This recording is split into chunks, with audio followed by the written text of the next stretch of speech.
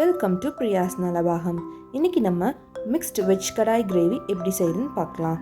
நான் ஒரு கப்பில் எனக்கு தேவையான வெஜிடபிள்ஸ் எல்லாமே எடுத்து வச்சுருக்கேன். இந்த வெஜிடபிள்ஸ் கூட 2 டீஸ்பூன் ஆயில் ஊற்றி இப்போ இந்த ஆயிலே நல்லா ஃப்ரை பண்ணி இந்த வெஜிடபிள்ஸை எடுத்துக்கலாம். நான் இதில் கொஞ்சம் காலிஃப்ளவர், ஒரு 4-5 பீன்ஸ், அப்புறம் ஒரு பொட்டேட்டோ மட்டும் எடுத்து ஒரே ஈவன் சைஸாக இருக்க மாதிரி கட் பண்ணி எடுத்திருக்கேன்.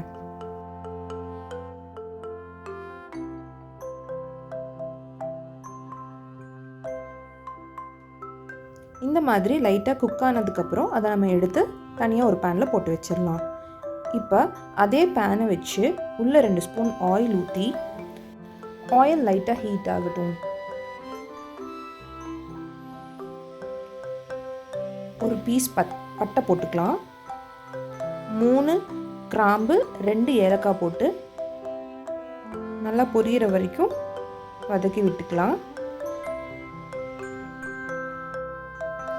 இப்போ ஒரு டீஸ்பூன் சோம்பு போட்டுக்கலாம்.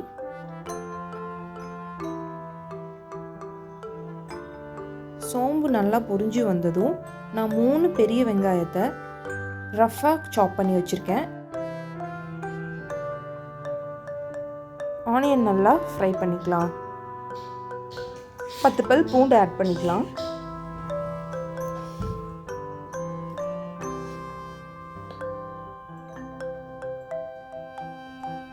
கூடவே 1/2 இன்ச் இஞ்சியை பீஸாக கட் பண்ணி வச்சுருக்கேன், அதையும் ஆட் பண்ணிக்கலாம்.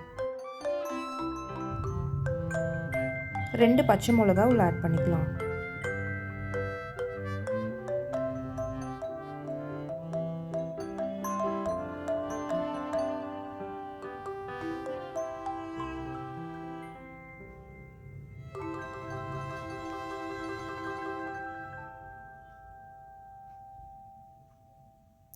ரெண்டு டொமேட்டோஸை சாப் பண்ணி வச்சுருக்கேன், உள்ள ஆட் பண்ணிக்கலாம். நல்லா குக் ஆகிடுச்சு. இப்போ இதை எடுத்து ஆற வச்சு பேஸ்ட் பண்ணிக்கலாம். இப்போ ஒரு பேன் வச்சு அதில் தேவையான அளவுக்கு ஆயில் ஊற்றி ரொம்ப சிம்மில் வச்சுருக்கணும். அதில் 1/2 டீஸ்பூன் மஞ்சள் தூள், 1 டீஸ்பூன் சில்லி பவுடர் போட்டுட்டு 1 டீஸ்பூன் கறி மசாலா,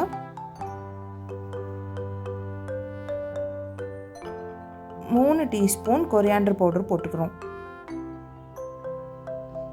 போட்டு நல்லா சிம்லேயே வச்சு இந்த மசாலா எல்லாம் கருகாமல் அதோட அரோமா வெளியில் வர அளவுக்கு நல்லா ஃப்ரை பண்ணணும். கருக விட்டுறக்கூடாது, சிம்லேயே வச்சு பண்ணணும். நல்லா ஸ்டிர் பண்ணிகிட்டே இருங்க.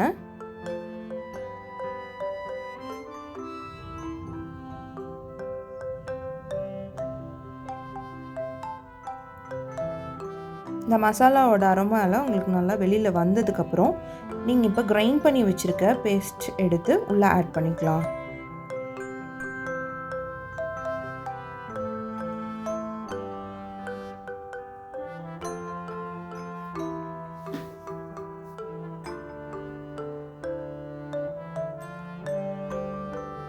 நல்லா மிக்ஸ் பண்ணி விடுங்க. மசாலாவும் இந்த பேஸ்ட்டும் நல்லா பிளெண்ட் ஆகணும்.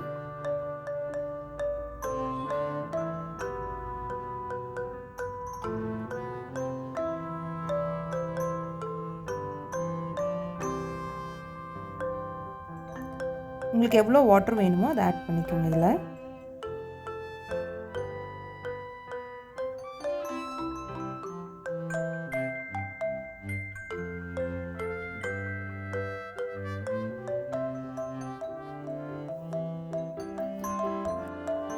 இந்த மாதிரி நல்லா கொதிக்க ஆரம்பித்ததுக்கப்புறம் முன்னாடியே நம்ம ஃப்ரை பண்ணி வச்சுருந்த வெஜிடபிள்ஸ் எடுத்து உள்ள ஆட் பண்ணிக்கலாம்.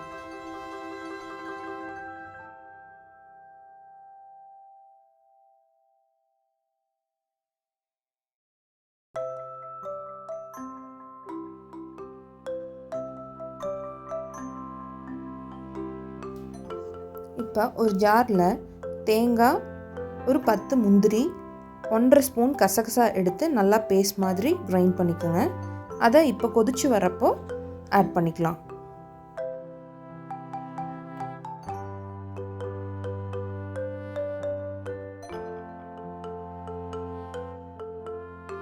நல்லா ஸ்டிர் பண்ணி விட்டுக்கோங்க.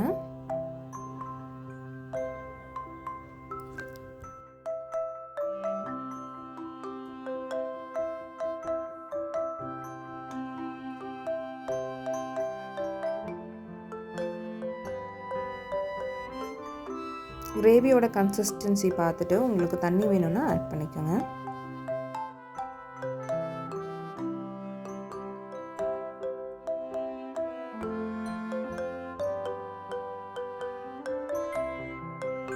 லைட்டாக ஸ்வீட்னஸ் உங்களுக்கு பிடிக்கும் அப்படின்னா சுகர் ஆட் பண்ணிக்கோங்க.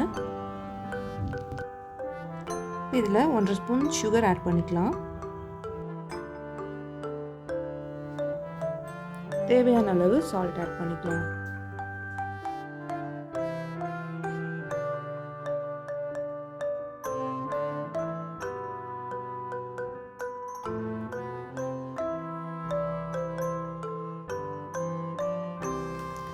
இந்த மாதிரி நல்லா கொதிச்சு வரப்போ மேலே கசூரி மேத்தி ஆட் பண்ணிக்கலாம்.